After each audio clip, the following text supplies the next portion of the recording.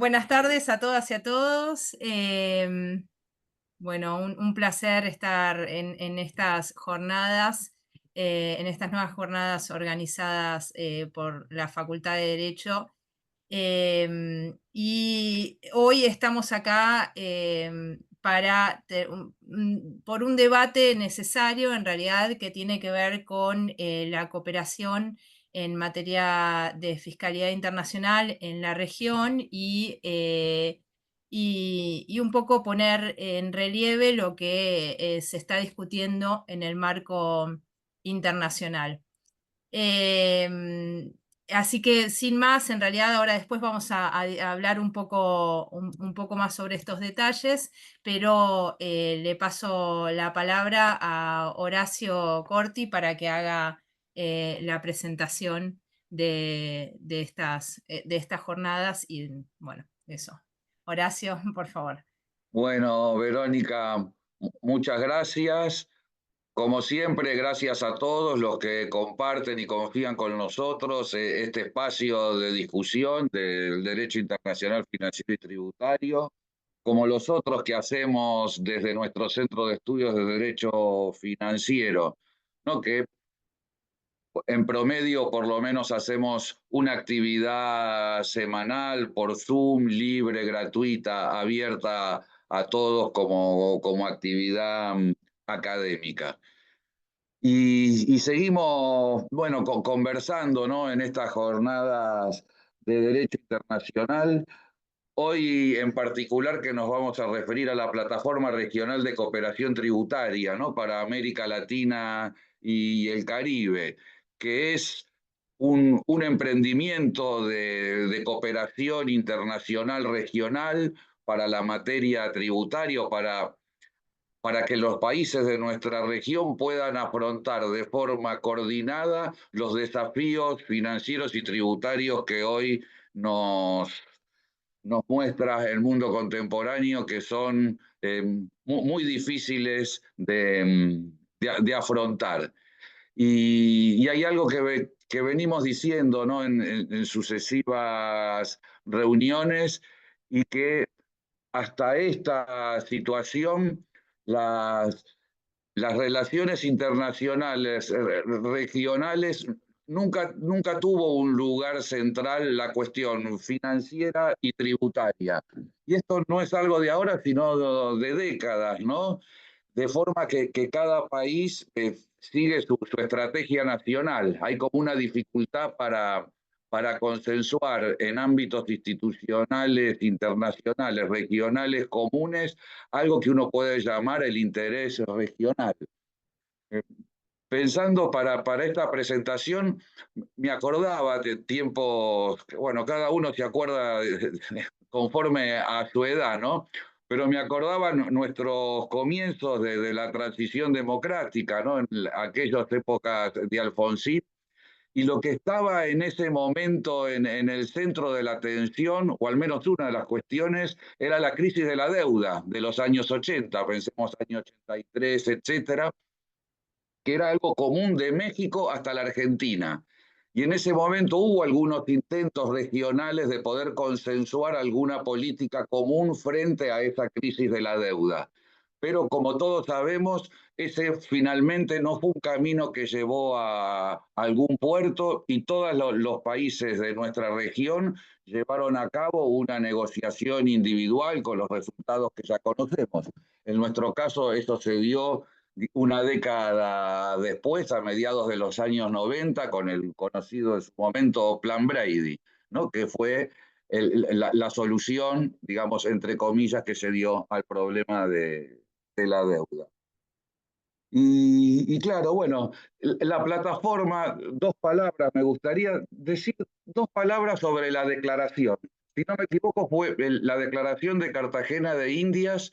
Corríjanme ustedes que saben más, creo que es el primer documento que emitió esta reunión de ministros de la región, que es muy genérico, obviamente, como este tipo de declaraciones, pero sin embargo, a mí me llama mucho la atención el vocabulario, el lenguaje utilizado en esta declaración.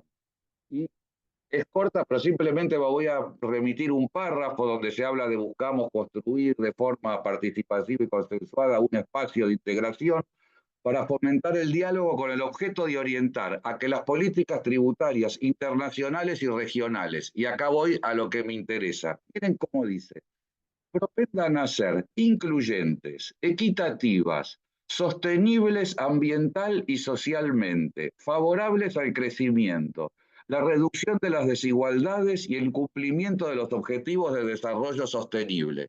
Uno puede decir, este es un vocabulario usual, etcétera, en muchos documentos internacionales.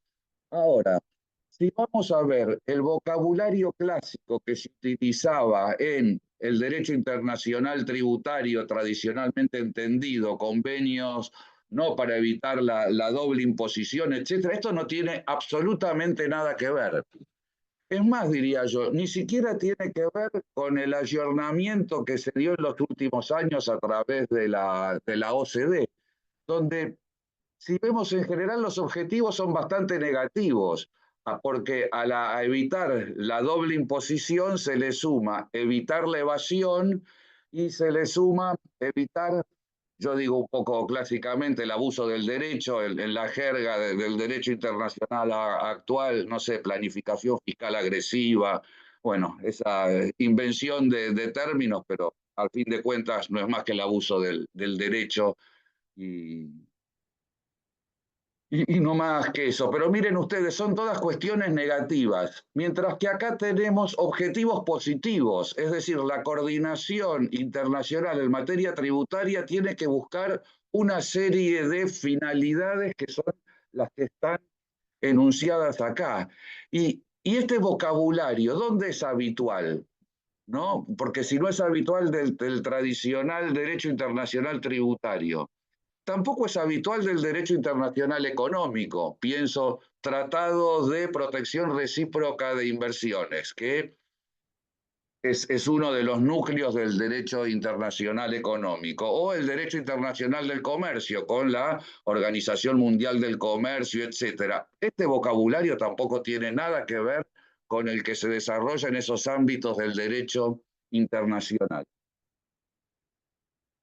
Yo creo que acá lo que se está presente, hay dos vocabularios, ¿no? Que se han ido desarrollando en el derecho internacional. Es claro que el derecho internacional de los derechos humanos está presente acá, aun cuando de una manera bastante más ligera, digamos así. Y creo que lo que está presente es lo que en su momento se llamó el derecho al desarrollo. Sí que es todo un despliegue del derecho internacional que acá me anoté para dar alguna precisión. Si no me equivoco, tuvo su puntapié inicial en una resolución de la Asamblea General de las Naciones Unidas de 1962, la resolución 1803, que se llamaba Soberanía Permanente sobre los Recursos Naturales y que es una resolución impulsada, claro, los vocabularios van cambiando, ¿no? Hoy se habla del sur global, en esa época era el mundo no alienado, alineado, perdón, trataba de estar no alienado, pero bueno, no hemos logrado mucho en ese sentido. Y ahí hubo un desarrollo de este derecho al desarrollo, claro, soft law, ¿no? Siempre declaraciones de diferente tenor, pero creo que tuvo su punto de auge en una resolución del año 86, la 41/128, justamente que es la Declaración sobre el Derecho al Desarrollo.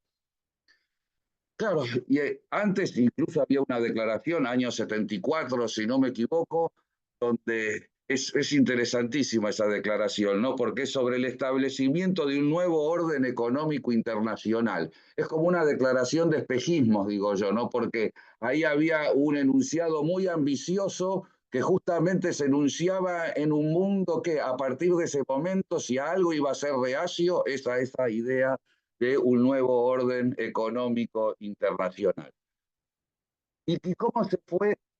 Si ustedes ven, ¿no? Muchos de ustedes me imagino se dedican al derecho internacional, el derecho al desarrollo como tal tuvo como una especie de eclipse. Sin embargo, tuvo dos reconversiones simultáneas y que están convergiendo. Una es la idea del desarrollo humano, PNUD, etcétera. Y otra idea, desde la Declaración de Estocolmo, etcétera, es la transformación en derecho sostenible y sustentable, que finalmente ambas vías hoy en día se encuentran plasmadas, digamos muy sintéticamente, en lo que acá se habla, objetivos de desarrollo sostenible. Y creo que esto es algo muy original, creo que también es muy ambicioso y hay que ver qué grado de receptividad va a poder tener en el nuevo foro que se está gestando, ¿no?, en las Naciones Unidas para discutir algún nuevo marco internacional multilateral referido a las potestades tributarias.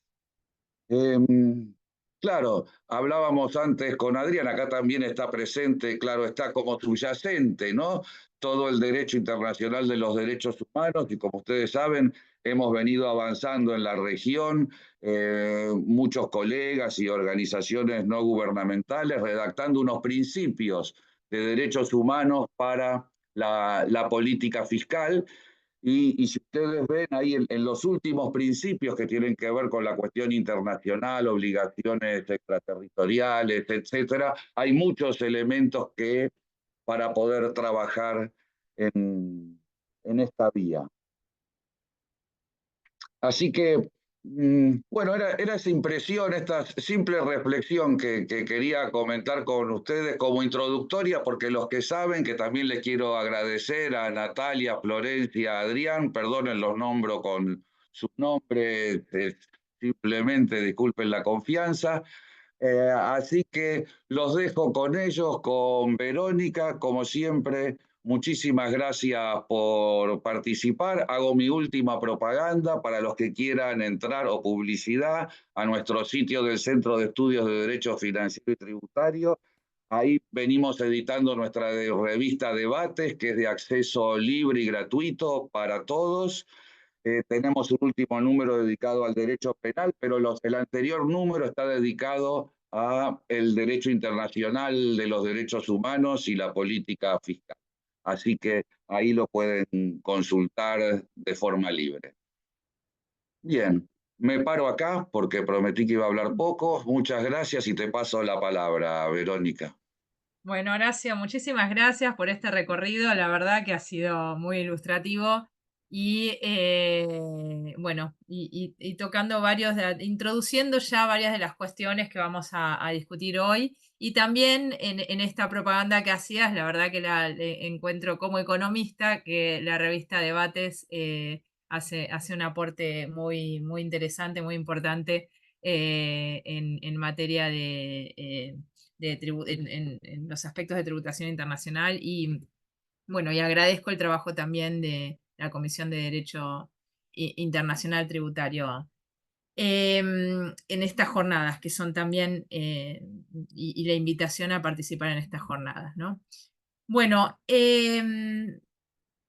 un poco también agregando a lo que decía por ahí Horacio, y ya le empezamos con algunas preguntas para los panelistas y las panelistas, pero un poco sobre la importancia de la coordinación, ¿no? También quería quizás hacer un comentario en materia de tributación internacional.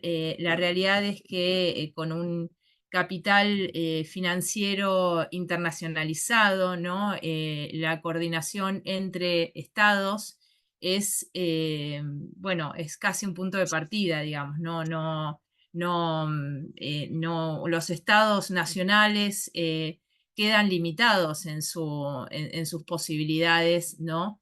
De actuar por sí mismos. Necesitan, aunque siempre pueden introducir medidas unilaterales o medidas defensivas o distintos tipos de medidas en esto que decíamos, ¿no? Desde la mirada desde positiva o defensiva o negativa que tenía la OCDE, pero en cualquier caso, estas instancias nacionales requieren de una cierta coordinación internacional porque, bueno, el capital tiene esa posibilidad de arbitrar entre distintas jurisdicciones.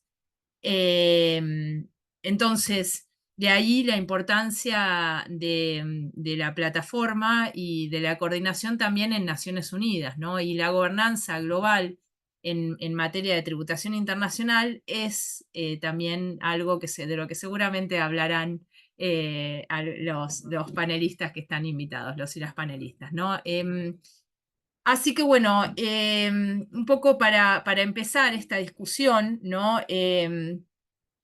Vamos, una de las primeras preguntas que planteamos es para los tres panelistas, les tres panelistas, si nos pueden contar un poco, ¿no? Que ya fue mencionado, ¿no? ¿Qué es esta plataforma regional, ¿no? De qué estamos hablando? ¿Qué es la plataforma regional de cooperación tributaria de América Latina? ¿Qué países participan? ¿Cuál es el rol? ¿Cuál es el rol de la CEPAL, que lo tiene? ¿Cuál es el rol de la sociedad civil, que está aquí representada? Y cuál es su participación, ¿no? También, si nos pueden comentar un poco qué objetivos tiene la PTLAC, como la llamamos, la abreviamos a esta plataforma, por sus siglas, y qué avances y desafíos se plantea a nivel regional para una efectiva cooperación internacional. Pero antes de que empiecen a responder, voy a hacer la debida presentación de las panelistas y el panelista que tenemos en estas jornadas, ¿no? Por un lado, hoy está aquí con nosotros Natalia Quiñones, que es doctoranda por la Universidad de Ámsterdam, LLM en Tributación Internacional por la Universidad de Nueva York, abogada por la Universidad de Rosario, filósofa por la Universidad de los Andes y presidenta del IFA de Colombia. Negociadora de Colombia para tratados internacionales en materia tributaria, representante de Colombia ante la OCDE para asuntos tributarios también. También está aquí con nosotros Florencia Lorenzo, que es investigadora de Tax Justice Network y doctoranda en Ciencia Política de la Universidad de Sao Paulo.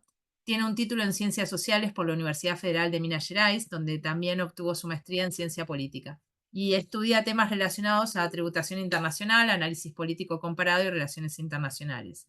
Y Adrián Falco, sociólogo de la Facultad de Ciencias Sociales de la Universidad de Buenos Aires y con estudios de posgrado sobre políticas públicas e integración regional por Flaxo y en economía feminista por la Universidad Nacional de San Marcos de Perú. Y actualmente coordina el área de justicia fiscal de la Red Latinoamericana por Justicia Económica y Social Latindad y es secretario ejecutivo de la Red de Justicia Fiscal en América Latina y el Caribe. Bueno, les pido por ahí que mantengamos ¿no? Las respuestas breves porque tenemos varias preguntas, pero si querés, Natalia, empezar vos y después le paso la palabra al resto a Adrián y a Florencia, ¿sí? Muchas gracias, Verónica. Para mí un honor estar aquí, como siempre, en este auditorio tan importante, ¿no? Para América Latina. Realmente están haciendo un trabajo muy importante. Horacio y Mariano, muchas gracias por abrir este espacio y pues un honor compartir con mis copanelistas una jornada sobre esta novedad, ¿no? Porque la PETELAC hoy en día sigue siendo una novedad. Por primera vez el año pasado, en muchos años, se sentaron los países de América Latina, primordialmente de Sudamérica, a hablar sobre temas tributarios internacionales.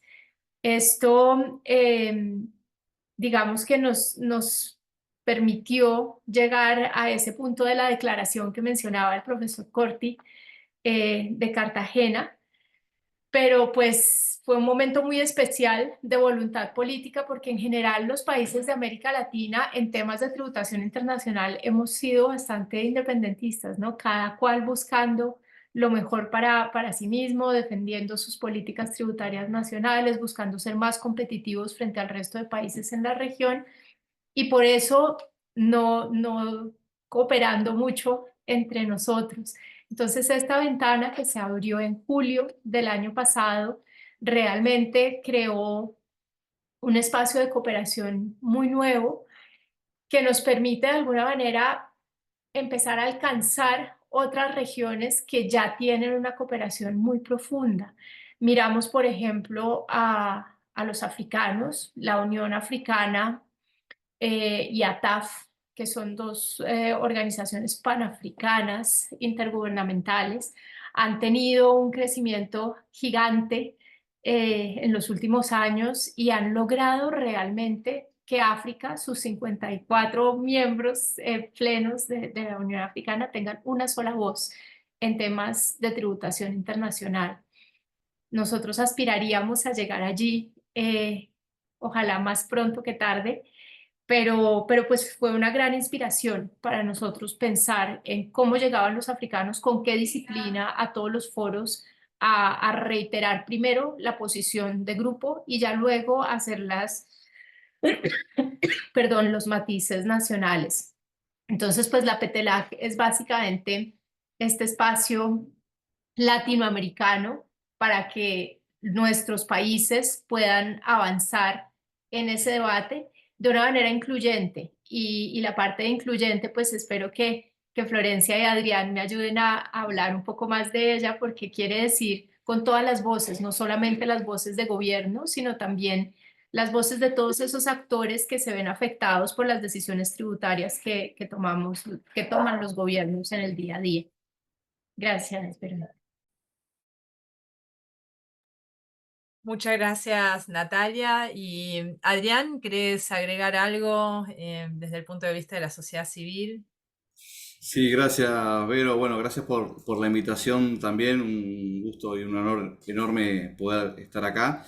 Sí, bueno, complementando lo que planteaba Natalia, nosotros desde la sociedad civil tenemos como el gran desafío de ir buscando espacios que de alguna manera se acoplen al objetivo que tenemos, que es intentar trabajar y generar sistemas tributarios que puedan servir de base para financiar un desarrollo económico inclusivo, ¿no? Así como dicho rápidamente. Y en ese sentido, la PETELAC es una oportunidad.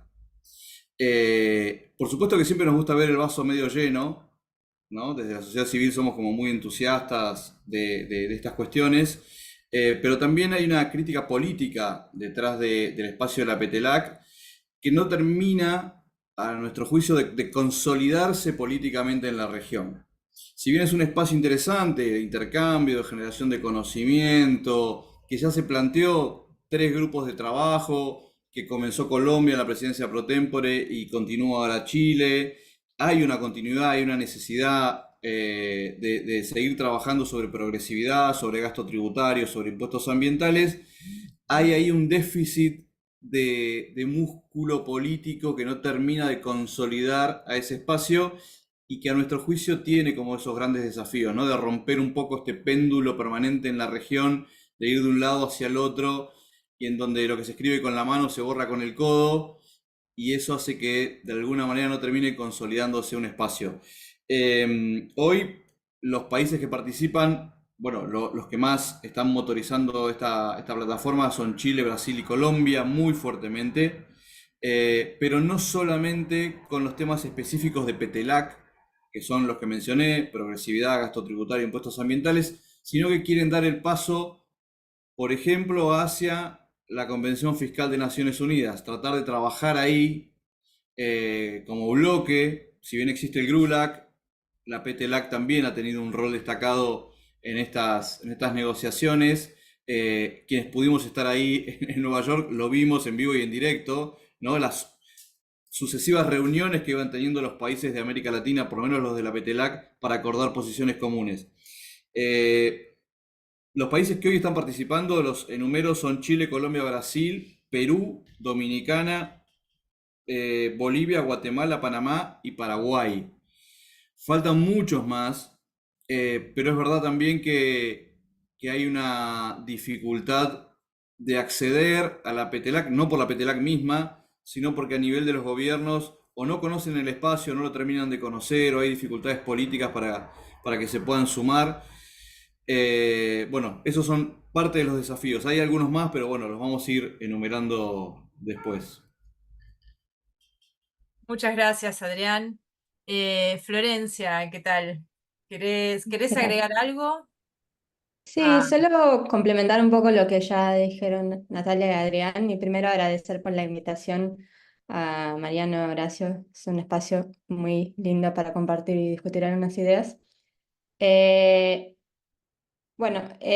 como ya mencionaron mis copanelistas, la PETELAC viene a ocupar un espacio que estaba vacío, ¿no? Que era un espacio de coordinación o por lo menos de diálogo entre diferentes gobiernos sobre los temas tributarios, que son temas que muchas veces, como ya mencionaron, son difíciles de coordinar y que hay una tendencia a que los gobiernos traten de avanzar sus intereses, o incluso ni solamente sus intereses, pero los intereses de determinados actores dentro de sus países.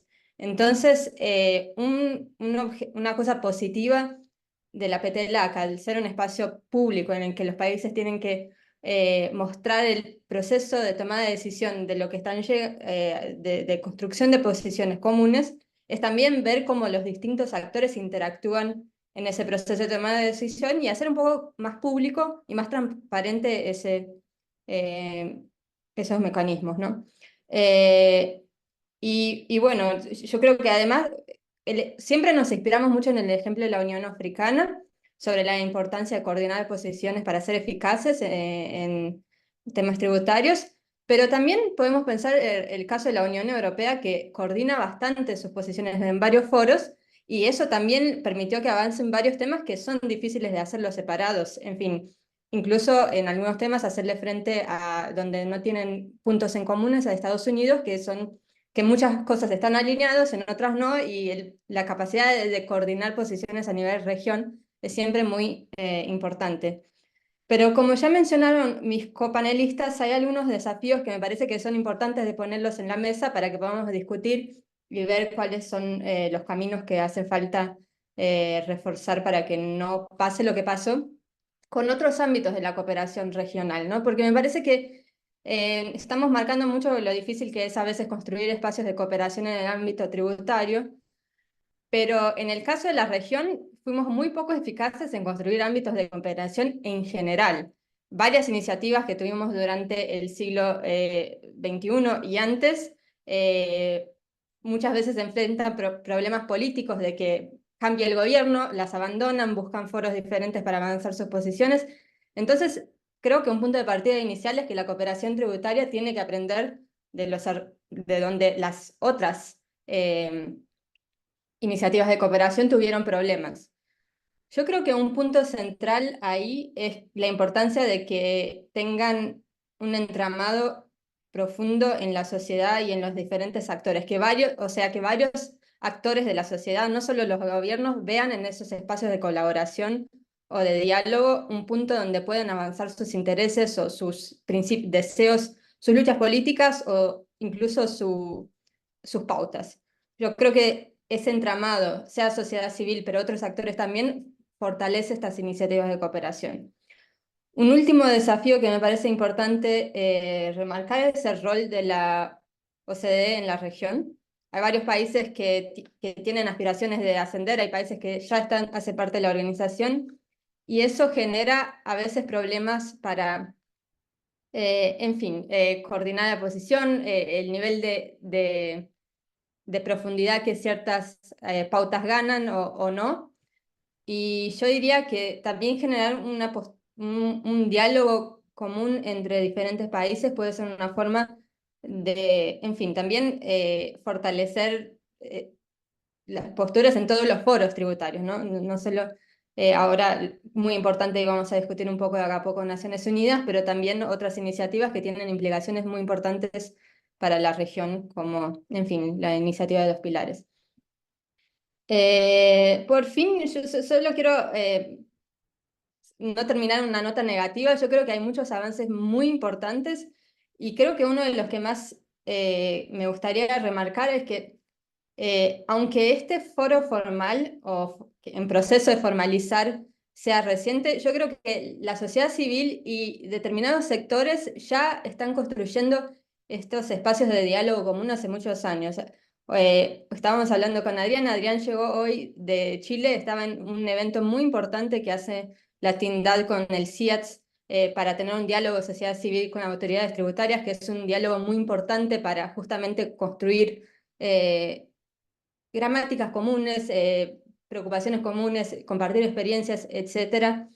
Y el otro tema que seguramente vamos a retomar, a seguir, es cómo la iniciativa por principios de derechos humanos consiguió generar una gramática sobre estos temas de unir derechos humanos y fiscalidad que tiene implicaciones hoy en día, no solo para la discusión tributaria a nivel región, pero incluso a nivel internacional, lo que me parece que es también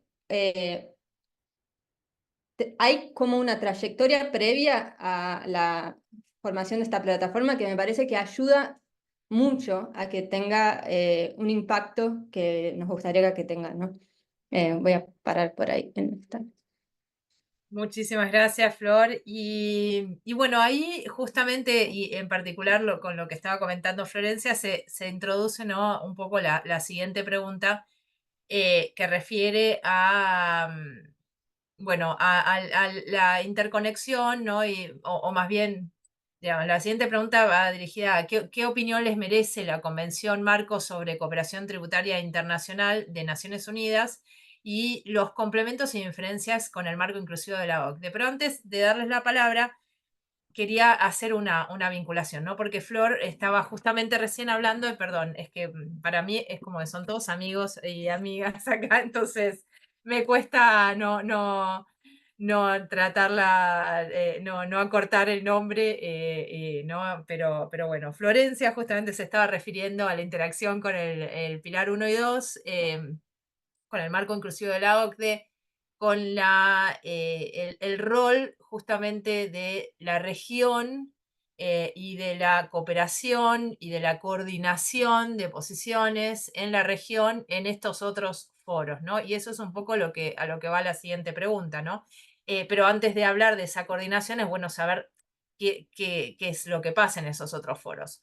Pero sí agregar justamente que esta plataforma, por ahí sí no se han sumado otros países por las distintas, por el contexto político, por posiciones políticas, pero quizás remarcar que esta plataforma en el caso de Latinoamérica, y como mencionaba Natalia también antes, viene siguiendo un poco los pasos de lo que ha estado pasando en África, ¿no? Y un poco desde mi experiencia, yo estuve en la administración tributaria entre 2020 y 2023, ¿no? Y lo que se veía ahí es que ATAF, ¿no?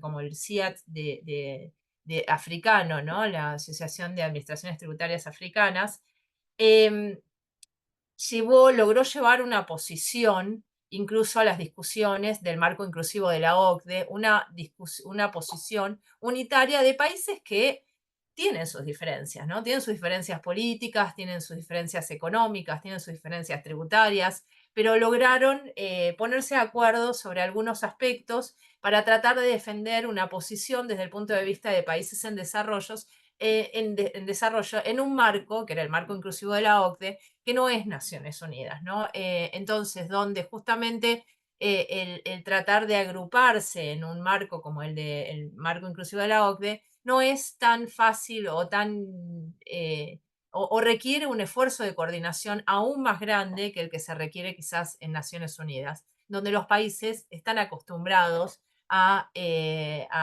agruparse, ¿no? De hecho, tenemos ahí la representación del G77, el G24 y demás, donde son escuchados y son parte, ¿no? Son grupos, y del grupo africano también, del grupo de países africanos y demás. Entonces, y también de la GRULAC, ¿no? De los países latinoamericanos, ¿no?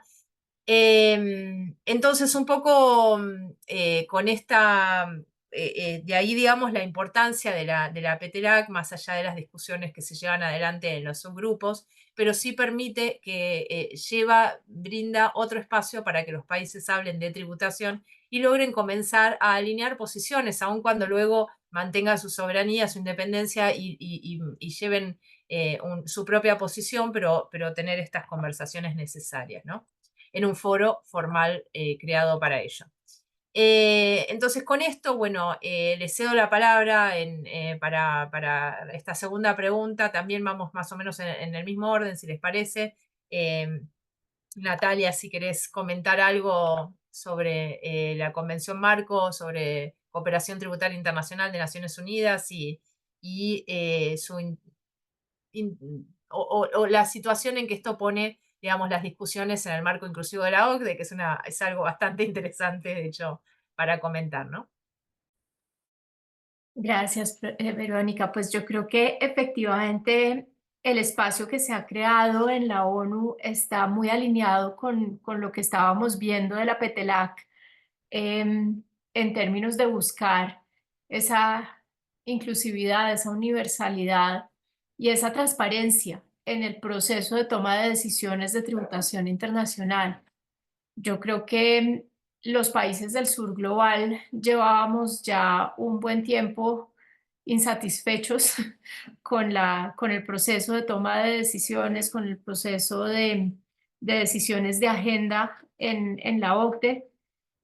Yo vengo de un país que es miembro pleno de la OCDE, donde supuestamente deberíamos tener una voz importante y sin embargo en estos temas tributarios, por mucho que lo intentábamos y nos metimos al, al steering group, aquel grupo directivo que supuestamente hace la toma de decisiones en petit comité, y con todo y eso veíamos que en realidad no lográbamos traer a la mesa algunas preocupaciones que eran absolutamente centrales para nuestra región. Veíamos además que cuando se tomaban decisiones de consenso, esa determinación de consenso era muy poco transparente y muchas veces nosotros levantamos la mano y dijimos no estamos de acuerdo y sin embargo dijeron que había consenso. Otras veces éramos varios que decíamos que no y después llegaban llamadas a altos mandos de nuestros gobiernos, incluso a nivel presidencia, y cambiaban o cambiábamos de posición a último momento. Entonces, pues este tipo de estrategias y cosas pues generaron una frustración lo suficientemente grande para que hubiera, pues para que se crearan las condiciones para una mucha mayor cooperación en el sur global respecto de cómo queremos que se establezcan las nuevas reglas. Hay en este momento una conciencia mucho mayor del legado colonialista que tienen las reglas tributarias actuales que estamos siguiendo para la distribución de poderes impositivos. Y con esto, pues realmente pasar a un escenario donde exista votación, donde cada país tiene un voto independientemente de si eres Estados Unidos o Djibouti o un país normal como Argentina, pues hace que haya un poco más de esperanza sobre cómo vamos a lograr esa descolonización de las reglas tributarias internacionales. Por supuesto, esto tiene unas dificultades propias, ¿no? Cuando estamos hablando ya no entre 19 del steering group, sino 193 que están invitados a la plenaria del comité ad hoc y de la Asamblea General, que es el órgano que ha alojado estas discusiones, pues ya tienes muchísimo más dificultad en lograr un verdadero acuerdo o un verdadero consenso. Tienes que pasar a las votaciones que las hemos visto, primero con la resolución africana de 2022, luego con la resolución un poco más amplia o sea, con apoyo más amplio del Sur Global en 2023, y ahora en esta última votación de agosto 16 sobre los términos de referencia, que también creo es una nota inspiradora sobre lo que está pasando con esta unión del Sur Global. Y creo que ahí, como decía Adrián, el rol de la PETELAC ha sido sumamente importante. Gracias a la cercanía que hemos logrado entre funcionarios con la PETELAC, logramos crear mecanismos ágiles tecnológicos para podernos hablar en tiempo real, para tratar de defender posiciones de bloque. Y si ustedes ven en esa votación, en realidad el único desalineado fue justamente Argentina, que nunca quiso hacer parte de Petelac y que no estaba pues en estos mecanismos un poco más tecnológicos, más ágiles de conversación sobre las nuevas modificaciones que proponía cada uno de los países en el debate, ¿no? Entonces, pues de todas formas lo que estamos viendo es un avance gigante. O sea, antes Latinoamérica votaba, pues las primeras resoluciones, sobre todo la de 2022, incluso Colombia la votó en contra, siendo Colombia hoy en día una de las voces líderes en la aprobación de estas nuevas reglas que descolonicen la arquitectura tributaria internacional. Y pasamos de eso, una absoluta dispersión, a una unión no solo de Latinoamérica, sino del sur global bastante amplio. Entonces, pues yo creo que esos son mis comentarios para darle también más espacio a mis copanelistas. Gracias, Verónica. Muchas gracias, Natalia. Sí, un buen punto, ¿no? Varios puntos, ¿no? Pero esto que comentabas sobre bueno, que es uno de los puntos en discusión, de hecho, en Naciones Unidas en este momento, ¿no? Qué es el consenso y cómo se deciden, cuáles son las reglas para la toma de decisiones, que en realidad en estos organismos intergubernamentales o en estos espacios de cooperación en materia de tributación internacional, ¿no? Lo que Natalia comentaba, yo también lo viví en su momento, fue bastante medio un punto de inflexión, si se quiere, en octubre 2021, cuando sale, ¿no? el consenso sobre el Pilar 1 y 2 en el marco inclusivo de la OCDE. Bueno, había cerca, no recuerdo si eran 41 o 51 países que habían presentado cartas enteras con objeciones al Pilar 1 y 2, y en el marco inclusivo de la OCDE, el discurso inicial fue agradeciendo las cartas, pero diciendo que, bueno, si están aquí reunidos es porque todos concuerdan en que seguimos adelante. Y que no van a ser tomados en cuenta los comentarios recibidos en esas cartas, ¿no? Ese es un poco el marco, más allá de todas las cuestiones que comentaba Natalia. Entonces, efectivamente, Naciones Unidas la discusión de Naciones Unidas brinda nuevas posibilidades. Pero quizás acá yo veo, somos 138 personas que estamos ahora en el Zoom, y quizás no todos y todas conocen lo que está pasando en Naciones Unidas en este momento en materia de cooperación internacional. No sé, Adrián, si querés comentar un poco más sobre esto o sobre lo que te parezca sobre este punto, ¿no? Gracias, Vero. Primero voy a colocar ahí en el chat el sitio web de la Petelac Social, que es la página web de las organizaciones que representan al Consejo Consultivo de Sociedad Civil dentro de la plataforma tributaria. Ahí van a encontrar información, boletines, bueno, un poco el recorrido de todo esto, para ampliar un poco más lo que dijimos al principio. Vuelvo con el tema, con esta pregunta. Yo creo que la primera cuestión a destacar es que en el marco inclusivo hay, lo dijo recién Natalia, hay 139 países que lo firmaron o que están participando, y en Naciones Unidas hay 193.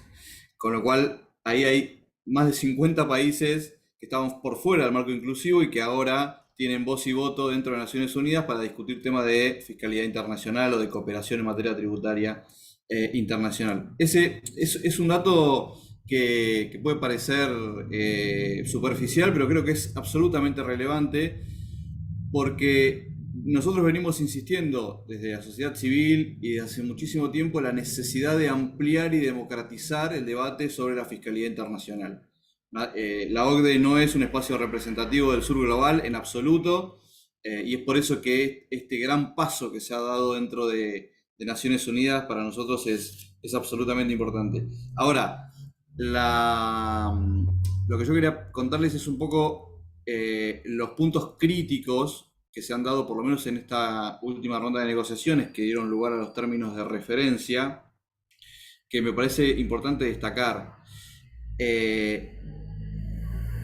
Se los voy a contar así como lo he vivido yo dentro de ese espacio, ¿no? Del espacio de la convención en Nueva York. Había un borrador de términos de referencia y los países tenían que, bueno, trabajar sobre ese borrador para llegar por consenso a un documento que pudiese captar las necesidades y las demandas de todos y de todas. Entonces, por supuesto, había países que dilataban los debates, había países que oficiaban de entorpecedores profesionales a la hora de discutir algunos temas sustantivos, pero esa negociación tuvo algunos puntos críticos, por lo menos desde una perspectiva regional, que a mí me gustaría quizás tocar, después podemos ampliarlos, pero por ejemplo, la inclusión de la Agenda 2030 o de la resolución de la Agenda 2030 para el desarrollo sostenible en el preámbulo es una buena noticia. Por el enfoque que se le da a los temas tributarios vinculados con la Agenda 2030. El para qué estamos discutiendo esto. Como aspecto negativo, quizás la idea de progresividad o el concepto de progresividad que en los objetivos no se incluyeron. Quedó por fuera todo el tema del respeto a la soberanía, que lo eliminaron definitivamente de los términos de referencia, y esto vinculado con lo que se conoce como el race to the bottom o carrera a la baja, de países que terminan perjudicando a otros por tener baja o nula tributación. Y un punto clave también que no fue incluido fue el tema de la complementariedad, ¿no? Los países del norte global planteaban, bueno, pero ya existe un foro que discute estos temas, no inventemos otro para duplicar esfuerzos, que sean complementarios uno de otro. Los países africanos no estaban de acuerdo, algunos países de América Latina tampoco, entonces la palabra complementariedad o la propuesta de complementariedad tampoco fue incluida. Otro de los puntos importantes fue la inclusión de la idea de países en desarrollo. En el borrador original estaba la propuesta de países en situaciones especiales, y ahí, bueno, los países del sur global plantearon esta necesidad de incorporar una mención expresa a países en desarrollo y cambiando de esa manera la redacción. Digo, para que se den una idea, estuvo todo el debate, las 2 semanas de negociaciones, en un debate sobre la letra fina, ¿no? Y ahí quedó muy en evidencia la importancia, primero, de tener, o de que los países pudiesen tener negociadores y negociadoras que entiendan de temas tributarios, pero también negociadores y negociadoras que entiendan el proceso de Naciones Unidas. De qué se puede poner, qué no se puede poner, cómo se redacta cada uno de los puntos, tener en la cabeza el funcionamiento de Naciones Unidas para no, como decimos habitualmente, pisar el palito y equivocarse y que algún país tome ventaja de eso. Pasó con el tema de derechos humanos, por ejemplo, que cuando se planteó la inclusión del enfoque de derechos humanos, muchos países dijeron, bueno, está muy bien, estamos a favor, porque eso incluye el derecho de los contribuyentes e incluye el derecho a la privacidad de los datos. Entonces, se generan ese tipo de debates y de discusiones que a veces terminan como embarrando la cancha, y hay que estar muy atento a eso. Después, otro de los puntos también importantes, bueno, lo que decía recién, lo de derechos humanos, pero se ha incluido también en los principios la perspectiva de desarrollo sostenible, que esto era una prioridad para los países de América Latina y del Caribe, de que se incluya esta perspectiva que incluye, obviamente, aspectos económicos, sociales, medioambientales. No se incluyó lo que les decía recién, el derecho a la privacidad o el derecho de los contribuyentes, que habían sido muy empujadas por el norte global. Y esto en el marco de también quitar todo el tema de la complementariedad. Y bueno, por último, y le doy la palabra a Flor, se cambió la mención a los desafíos medioambientales que se planteaban y se reemplazó por el desarrollo sostenible en esas 3 dimensiones, ¿no? En la dimensión que tiene que ver con lo social, con lo medioambiental y con lo económico. Y lo otro que para nosotros es un compromiso sustantivo de la negociación fue el incluir la la tributación efectiva de los altos patrimonios, ¿no? Hacer frente a la evasión, a la elusión de las personas de alto patrimonio, eso nos pareció muy, muy importante también. A ver, es muy complejo y es muy largo porque fueron 2 semanas tremendas de negociaciones, que incluso todavía estamos como depurando un montón de cosas y entendiendo por dónde van las negociaciones, por dónde fueron las negociaciones, pero fue un gran paso, enorme paso. Y esta reunión que planteaba Flor, que hemos tenido ahora en Chile con las administraciones tributarias, nos dieron también otra perspectiva, ¿no? Porque desde las administraciones tributarias ven estas negociaciones en Naciones Unidas, estos términos de referencia, en vinculación con lo que pasa dentro de la OCDE. Entonces están ahí como expectantes, ¿no? El 19 de septiembre, corregime Vero si me equivoco, se tiene que firmar el Pilar 2 y hasta ahora, bueno, parece que no hay como mucho consenso. Muchos países están expectantes de qué pasa en Naciones Unidas. Bueno, igual lo vamos a tocar en la última pregunta, entiendo, pero me quedo por ahí. Gracias. Ay, no podía sacarme dejar de silenciar el micrófono o habilitar el micrófono recién. Bueno, sí, varias cosas. Uno, por si acaso en la audiencia que tenemos hoy no todos estén al tanto de los textos, ¿no? Que recién refería Adrián, ¿no? Los términos de referencia. Bueno, ahí puse en el chat el link a los términos de referencia que fueron finalmente adoptados el 16 de agosto, de los cuales se refería Adrián, que son muy interesantes para leer porque también un poco volviendo a la introducción que hacía Horacio al principio, ¿no? Y que lo refería a la PTLAC, pero acá tenemos un montón de conceptos, ¿no? Un montón de cuestiones que en el marco inclusivo de la OCDE, por ejemplo, no las encontraríamos. El marco inclusivo de la OCDE no va a hablar de derechos humanos, porque no es el marco, ¿sí? Mientras que Naciones Unidas, por su carta, digamos, por los propios principios a partir de los cuales se crea, tiene, digamos, incorporadas estas referencias que aun cuando fue difícil la discusión para su inclusión en los términos de referencia, ¿no? Pues uno diría, bueno, pero si es Naciones Unidas, digamos, ¿cuál sería el problema de referirse a los derechos humanos en el preámbulo de los términos de referencia de una convención o para la creación de una convención marco en materia de tributación internacional? Sin embargo, esa discusión cuando se mezcla con la cuestión tributaria, ¿no? Derivó en otras, en interpretaciones que no son naturales de Naciones Unidas, ¿no? Pero respecto de, como incluyendo, ¿no? Cuestiones que mencionaba Adrián, ¿no? Hablando de los derechos humanos como el derecho a la privacidad o el derecho de los contribuyentes, bueno, pero en el marco de Naciones Unidas los derechos humanos son otra cosa.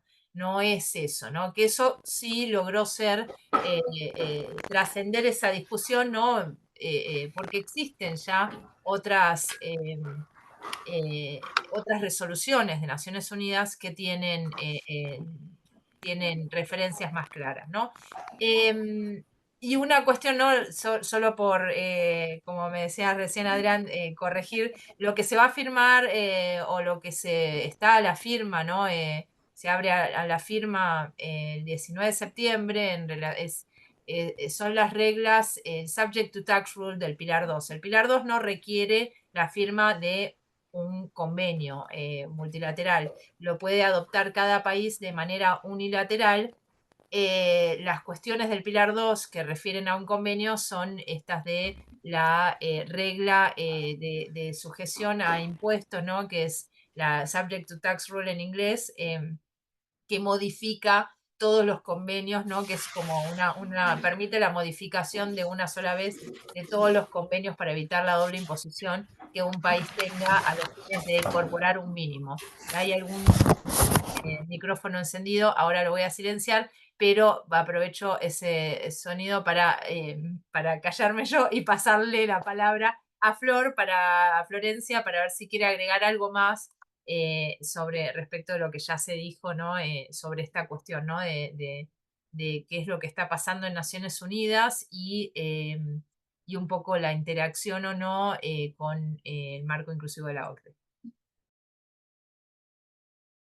Gracias, Vero, y no hay problema, llámame Flor, así que tranquila con eso. No, quería hacer un comentario antes de entrar en el proceso, que esto lo escuché en un panel, otro panel que participé, en realidad estaba mirando ese, y el panelista que participaba más de círculos de la Unión Africana y eso, una cosa que marcaba es que uno no consigue entender lo que está pasando hoy en día a nivel Naciones Unidas o a nivel de realineamiento de los países del sur global si no entiende la bronca y la frustración que hubo por parte de varios países africanos con la postura de Europa y Estados Unidos durante la pandemia. Creo que ahí fue medio que un punto de ruptura durante el proceso de vacunas, etcétera, y la percepción de que no había, en fin, que lo que muchas veces era promovido como un discurso de estamos todos avanzando, todos estamos juntos, en un momento de quiebre es muy claro que no es así, que las agendas muchas veces no estaban alineadas. Y, en fin, esta idea de que uno necesita pensar lo que pasa en cooperación tributaria en el marco de un mundo que está cambiando y que tiene otros procesos pasando que explican en parte también lo que pasa en cooperación tributaria internacional. Lo que no deja de hacer con que sea extraordinariamente importante y realmente una oportunidad histórica lo que pasa en Naciones Unidas por varios motivos. Yo creo que el que para mí a nivel más macro me parece importante marcar es la idea de que hoy en día no tenemos principios claros ni objetivos claros de por qué los países desarrollan las políticas tributarias internacionales que lo hacen. Si vas a la mayor parte de los manuales de derecho tributario internacional, te van a hablar de principio de neutralidad de exportación, de neutralidad de importación. Son principios de naturaleza económica que no explican en última instancia a qué fin debería responder la tributación internacional. En ese sentido, hay algo que es realmente muy importante de lo que está pasando en Naciones Unidas, que es incluso el término que es un marco sobre cooperación tributaria. La mayor parte de las discusiones tributarias, y esto es un punto que Sol mencionó, Sol Pichot, el profesor, mencionó en un momento, que cuando hablamos de tributación internacional casi siempre estamos hablando de competencia tributaria o medidas defensivas, son siempre agendas más negativas. La idea de la cooperación como un punto positivo, guiado por objetivos y principios positivos, es algo nuevo y que enmarca las relaciones tributarias internacionales con otra gramática. Como por ejemplo, realmente a todos los que están interesados les invito a que miren a los términos de referencia porque hay puntos ahí que son muy importantes. La idea de que la cooperación tributaria tiene que estar alineada con las leyes de derechos humanos, eso es algo nuevo, como mencionaban los otros panelistas, que los objetivos tienen que ser muy claros de antemano y no solo objetivos ad hoc que se van presentando cuando uno ve que el sistema no está funcionando para algún fin que uno no sabe. Y yo creo que eso quizás sea uno de los puntos más, además de los problemas de opacidad en la toma de decisión, incluso de la construcción de agenda que tiene el marco inclusivo, donde las demandas teóricamente tendría que responder a un universo mayor de países, pero que las demandas eran casi siempre demandas que venían, casi siempre no, siempre eran demandas que venían de los países del norte global, que en todo caso, y ahí el ejemplo del Subject to Tax Rule me parece que es bueno, que la OCDE le da alguna respuesta, que es una respuesta limitada, muy compleja, que no tienen nada que ver con las demandas de verdad de los países en desarrollo, y dice, esto es lo que ustedes necesitan, cuando en realidad no es un proceso de construcción de políticas conjunta que tome en consideración de forma sustancial qué es lo que los países de desarrollo dicen que les está funcionando, cuáles son sus preocupaciones, qué es lo que pueden implementar, porque muchas de las políticas que la OCDE desarrolla no tienen nada que ver con la realidad de países de nuestra región, pero lejos en muchos países africanos donde incluso no funcionarían de forma alguna algunas de esas políticas. Y ahí uno se pregunta, por qué estaban tomando ciertas políticas dentro del marco inclusivo de la OCDE. Yo creo que este es un punto central y que la creación de un marco, una convención marco en Naciones Unidas, ayuda a también darle más luz a algunas de los procesos muy opacos que pasaban dentro de OCDE. Gran parte de lo que se terminaba diseñando a nivel complejo y muy ad hoc, y no entendías por qué aquel punto estaba dentro de determinada medida que la OCDE proponía, respondía directamente a los intereses de algún país importante de la organización. O sea, hay un proceso muy opaco y muy poco claro de cómo se desarrollan determinadas políticas que después tienen impactos en todos los países, porque una vez que se desarrolla el Pilar 2, por ejemplo, todas las autoridades tributarias tienen que poner un montón de recursos, un montón de personal para estudiarlo, para ver cómo se adecua a su país.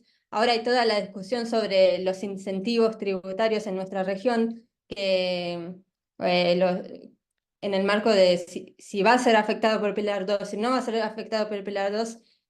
Y en cierta medida estos procesos de los dos pilares en la OCDE le cedieron mucho poder de toma de decisión a un proceso muy opaco, en el cual publican guías para administraciones tributarias de 200 páginas que después los países lo tienen que incorporar porque si no, no son tomados en consideración. ¿Y quién es que le dio tanto poder a una organización tan opaca y con un número tan reducido de miembros para definir reglas que después van a tener impactos en todos los otros países? Yo creo que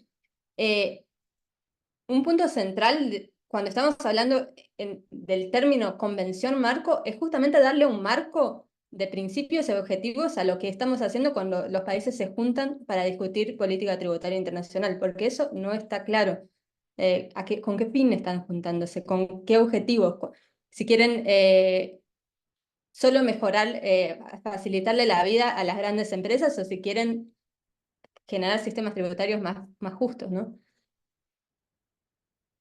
Así es, muchísimas gracias, Flor. Y ahí justo, bueno, aunque en realidad no vamos a abrir espacio para preguntas en este momento, pero justo hay un comentario de alguien en el chat que me parece que viene a cuento, que así que simplemente lo tomo ya para la siguiente pregunta, ¿no? Pero porque refiere, dice, bueno, en la sesión del 16 de agosto, algunos países que votaron en contra de los términos de la convención se sustentaron en la falta de consenso y transparencia de la toma de decisiones por parte del comité y que incluso se podría provocar más fragmentación del sistema tributario internacional. Interesante la intervención, porque justamente esa es un poco la discusión. La discusión de fondo, como decía Flor recién, tiene que ver en algún punto con la transparencia en la toma de decisiones en uno y otro organismo. Digo, en el marco inclusivo de la OCDE no es transparente en el sentido, digamos, nadie puede ver, ¿no? O sea, esas decisiones son tomadas en el marco inclusivo de la OCDE y se exponen los resultados de ellas. Mientras que, bueno, en Naciones Unidas hay una mayor transparencia. No quiere decir que no haya determinados procesos en Naciones Unidas que sean tomados, ¿no? Que uno se va, yo no tenía mucho conocimiento del proceso de toma de decisiones en Naciones Unidas hasta este momento y bueno, y tiene sus procesos que son más a puertas cerradas, si se quiere. Pero de todas maneras queda la posibilidad al final de que cada país exponga su voz, el resto del mundo lo escuche y lo vea y en un caso, en una situación final, se decida a través de un voto. Pero bueno, justamente en esto, ¿no? Con estas posibilidades, ¿no? Y lo que mencionábamos al principio, aunque en parte esto ya se dijo al principio, pero ahora le damos un nuevo marco con lo que hemos estado discutiendo hasta ahora, ¿no? ¿Cuál es el nivel de incidencia, entonces, con todo lo que hemos dicho, que tiene la PTLAC sobre las propuestas de Naciones Unidas ante el escenario de cooperación fiscal internacional, ¿no? La PETELAC no es un grupo dentro de Naciones Unidas. Sin embargo, y esto ya lo mencionaban antes, y creo que por ahí podemos tomarnos unos minutos como para volver a poner en marco, bueno, qué fue lo que pasó, ¿no? Con los países que forman parte de la PETELAC, ahora que hemos hablado un poco más de Naciones Unidas en estas discusiones, ¿no? Si quieren, Natalia, te paso la palabra para que empieces vos. Muchas gracias, Verónica. Pues efectivamente, yo creo que el rol de la PETELAC en Naciones Unidas, como lo dije antes, fue fundamental para poder crear un espacio en el que por lo menos un grupo pequeño de países latinoamericanos pudiéramos empezar a digerir los temas técnicos conjuntamente con nuestras misiones ante Naciones Unidas, porque como bien lo decían antes, este es un proceso en el que es absolutamente indispensable entender el contexto en el que estás. En Naciones Unidas no se aprueba nada sin que haya precedente. Y justamente porque hay tantos precedentes, cualquier coma o cualquier palabra que uses en este sentido y no en otro sinónimo hace que te refieras o no te refieras a 20 resoluciones o convenciones que ya están en vigor en otros temas. Entonces, realmente lograr esa cooperación entre los expertos en sistema ONU y los expertos en tributación ya es de por sí un objetivo de la PETELAC. Digamos que había un puente importante que nosotros lo habíamos definido como un puente entre lo técnico y lo político. Queríamos siempre conectar las administraciones con los ministerios, que a veces en nuestros países hay una cierta desconexión entre la parte técnica tributaria que realiza la administración y la voluntad política que manifiesta un ministro, un viceministro, que puede estar completamente desconectada del trabajo técnico que está realizando la administración. Entonces, este fin de la PETELAC de poder tender esos puentes entre lo técnico y lo político en la ONU se manifestó de manera muy importante en poder conectar misiones con expertos tributarios y realmente entender cuál era la consecuencia de tener esta u otra palabra, como decía Adrián en el estudio de la letra fina que se estaba proponiendo. Pero yo creo que yendo al comentario, es muy importante que entendamos que este proceso es completamente distinto al de la OCDE. En la OCDE, el 100% del proceso, desde el momento en que se realiza la definición de la agenda, hasta, bueno, incluyendo las propuestas de texto, las preaprobaciones de esas propuestas de texto por parte de pequeños comités como el Steering Group, luego el supuesto consenso cuando están todos los países del marco inclusivo, todo eso pasa completamente a puerta cerrada y no hay ninguna posibilidad de veeduría, que es muy importante por parte de la sociedad civil, por ejemplo, de los académicos como quienes están aquí presentes.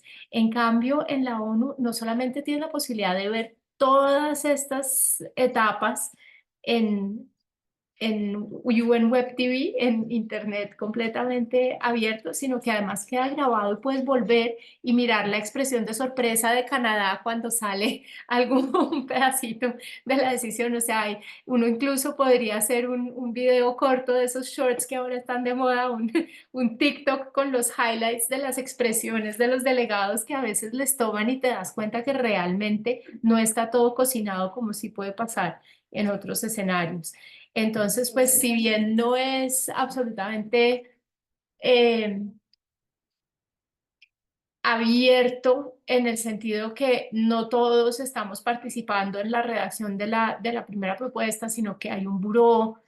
En todo caso, el incremento que hemos tenido en transparencia y en poder ver cómo se toma la decisión, porque finalmente la votación es un pantallazo que ha circulado en redes, en Twitter, en todas partes. Adrián, creo que él mismo lo tuiteó, no sé si Flor, tú también, pero pues es algo que todos podemos ver, que todos nos podemos enterar y que realmente podemos también tener esta rendición de cuentas de nuestros países. Ustedes, argentinos, pueden preguntarle a su gobierno por qué Argentina se abstuvo, por qué todo Latinoamérica votó a favor y Argentina se abstuvo. Hay forma de saber. En cambio, en la OCDE sale que todo fue por consenso y nadie sabe de estos papers que tú mencionabas, Verónica, que muchas veces nosotros mandamos, o los comentarios a los textos que nos mandan, nunca se ven de manera pública las posiciones de los países para uno poder tener esa rendición de cuentas, que es la única forma realmente de lograr soluciones que sean de beneficio como para el interés general, porque es que aquí realmente lo que estamos buscando con todo este nuevo proceso, con lo que yo llamo la descolonización de la arquitectura tributaria internacional, es tener reglas que sean favorables no para Argentina o para Colombia o para ni siquiera la Unión Europea, que también se ve como un bloque, sino para la humanidad como un todo, ¿no? O sea, si estamos pensando el número de seres sintientes que se pueden beneficiar de X o Y medida, como por ejemplo una medida que defendimos muchísimo desde Petelac, incluso en desarrollos técnicos, que es el tema de la tributación de los individuos más ricos, ¿cómo podemos diseñar un sistema que realmente redunde en un beneficio no para un país en particular, sino para todos de manera más general? Y ese tipo de contribuciones son justamente las que Petelac está abierto a recibir, ¿no? Es una plataforma completamente abierta a todos los estudios, a todos esos avances que mencionaba Florencia, que ha habido antes y que sigue habiendo durante y que habrá después. O sea, Sol Pichotto nos manda papers y estamos felices de analizarlos en la Petelac. Si ustedes nos mandan también análisis desde la UBA, estaremos muy contentos de poder mirar qué se está pensando, porque también lo que nos estamos dando cuenta en este momento de las discusiones tributarias es que entre más colectiva sea la discusión, entre más grande sea el colectivo, pues mayor poder tenemos realmente de llegar a mejores reglas. Cuando está un solo funcionario del gobierno pensando, no le cabe en la cabeza el mundo entero, que es lo que hoy en día tiene una multinacional a sus pies para poder estructurar una cadena de suministro. Entonces, pues si podemos tener varios y además interdisciplinarios, como decía el profesor Corti, que dicha que tengamos a Adrián, que es sociólogo, que tengamos economistas y que estemos hablando economistas, abogados, sociólogos, todos en el mismo lugar y buscando la mejor solución entre todos. Entonces, pues yo creo que en Naciones Unidas eso es mucho más fácil. En la OCDE, les digo anécdota personal, ni siquiera nos querían dar un espacio físico cuando intentamos hacer una reunión de países latinoamericanos alguna vez. Les dijimos, por favor, ¿nos pueden prestar un salón? No, no, no, no queremos aquí que haya una sensación de bloques. Antes de las discusiones nos tocó ir a buscar un café por allá porque ni siquiera la infraestructura física se prestaba para este tipo de discusiones. En la ONU tienes una infraestructura física en la que están los observadores arriba.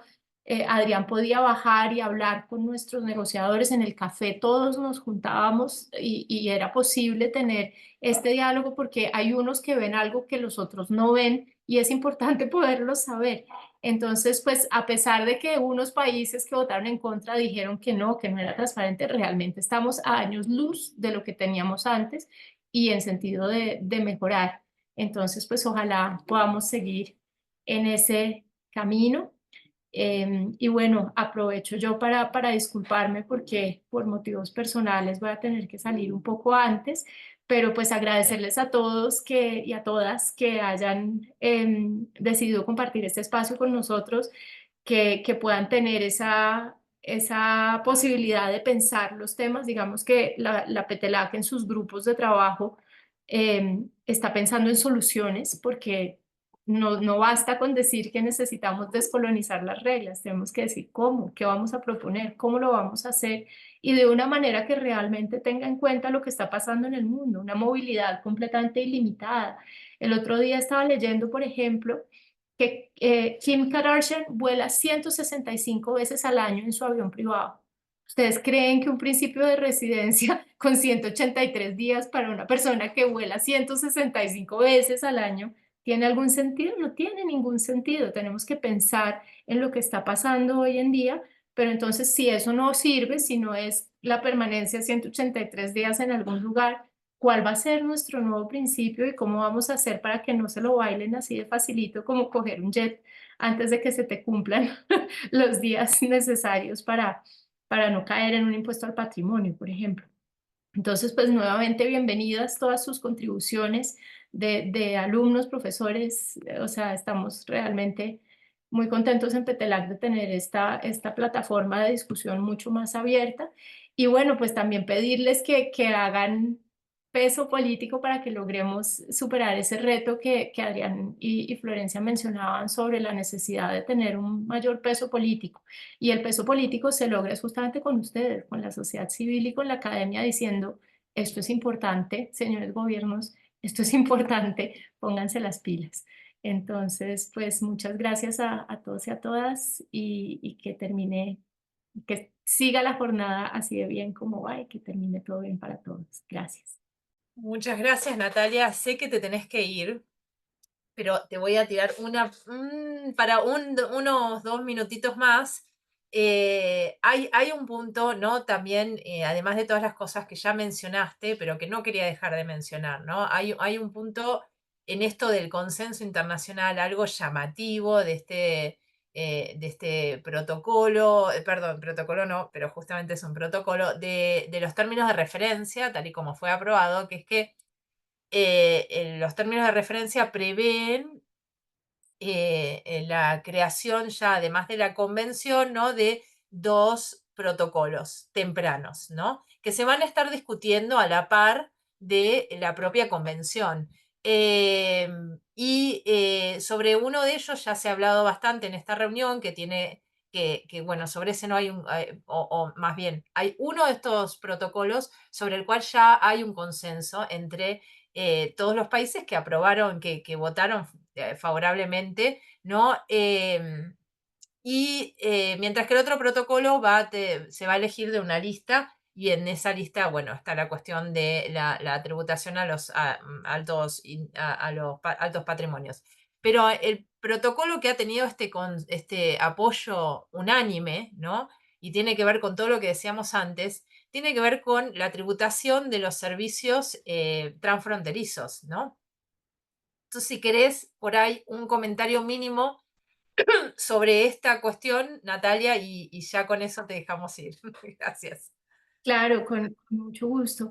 El primer protocolo sobre el que hubo consenso efectivamente es sobre la tributación de los servicios transfronterizos que riñe directamente con el famoso Pilar 1 que se ha declarado muerto una y otra vez, tanto por académicos como gobiernos como por sociedad civil. Yo creo que no he conocido la primera persona que realmente me diga, mira, yo creo en eso, ni siquiera los funcionarios de la OCDE con los que me encuentro me dicen, mira, yo lo veo viable. Realmente ese, pues, o sea, lo tenemos ya bastante muerto, entonces realmente tenemos que pensar en otras soluciones. Desde el sur global lo que hemos entendido con otros países que hemos conversado, sobre todo justamente países PETELAC, es que hay una intención de solicitar tributación de los servicios en la fuente a través de retención en la fuente, que es algo que siempre nos ha funcionado, que es sencillo, que como dice Flor, no se necesita tanta capacitación a los funcionarios, porque es algo que ya todos sabemos hacer, sabemos controlar.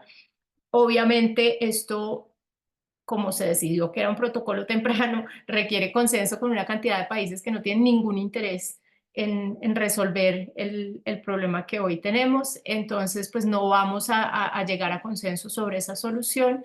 Lo que yo creo que podría ser un escenario bueno, favorable de negociación de punto medio, podría ser, por ejemplo, llegar a negociar que se admita, por ejemplo, una presencia económica significativa y impuestos a los servicios digitales que se permitan por parte de los países que los quieran hacer. Algo así puede llegar a ser un escenario de compromiso y pues pensar que los países del sur global empecemos con una postura más radical para poder llegar a este escenario de negociación que en todo caso represente un beneficio. Y ahí pues aprovecho para decir algo que puede ser un poco controversial, pero que para nosotros es también clave en la parte de decidir ese otro protocolo que se tiene que negociar de manera temprana y tiene que ver con quienes están en la mesa. Para nosotros los temas más difíciles de pronto es estratégico dejarlos para negociar entre los que ya estamos un poco más alineados y más de acuerdo, es decir, cuando ya exista una conferencia de las partes. Estos protocolos tempranos van a tener una cantidad de voces de países que nunca van a firmar esta convención, que no tienen absolutamente ningún interés, y en todo caso nos toca tener en cuenta sus voces para poder cumplir con esta transparencia, hacer un esfuerzo para llegar al consenso. Entonces, si realmente queremos hacer cambios radicales, tal vez es incluso más sabio dejar esos protocolos para después, cuando ya no esté en Arabia Saudita y Estados Unidos y quién sabe cuántos más que han sido realmente, como decía Adrián, bloqueadores, era que les decía, o sea, que de verdad eran voces muy difíciles de incluir en una negociación. Entonces, si nosotros ponemos nuestros temas más importantes en este afán de los protocolos tempranos, vamos a tener que tener en cuenta todas estas voces que no tienen ningún interés en negociar. Si nos esperamos un poco hasta que haya una conferencia de las partes y empezaremos a negociar ya entre los que sabemos que queremos estar en otro escenario, pues vamos a poder sacar cosas mucho más fuertes, mucho más, sí, mucho menos blanditas. O sea, finalmente esos compromisos de negociación en inglés le dicen que quedan aguados, ¿no? Por las voces de estos países opositores. Entonces, pues es algo que tenemos que tener en cuenta y que también a veces explica por qué los latinoamericanos no pusimos más empeño en que fuera, por ejemplo, lo de los individuos más ricos. Pues porque de pronto no es lo más estratégico que empecemos a negociar esto con este tipo de países que nunca van a estar, o bueno, que por lo menos inicialmente no van a estar en esa conferencia de las partes. Entonces, bueno, con eso los dejo con esa reflexión.